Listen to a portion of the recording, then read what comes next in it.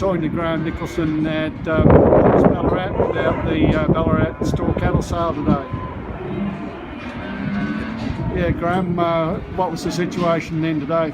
Well, today we saw a market that was cheaper, particularly on the steers, than they were a month ago here. I think the influx of cattle from the far north, the drought conditioned cattle, are starting to affect our cattle down south.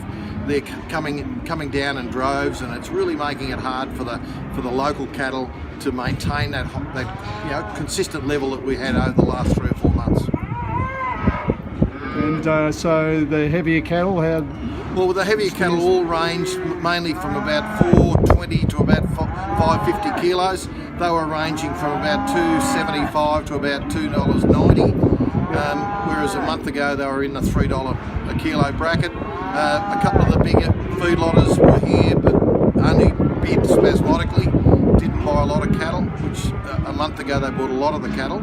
And then when we got down onto our weaner cattle, it was it was a bit cheaper, certainly across the board, than what we were expecting.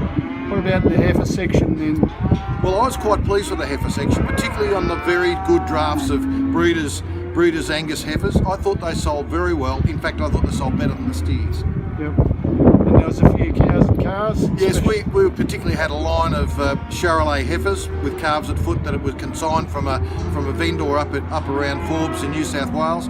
His opinion was he'd send cattle to where the feed was, and I think he got well paid for it. The tops of them made over 1,900, and the other two pens made I think 1,620 or 1,640, and a long way better than what he expected at home in his own backyard.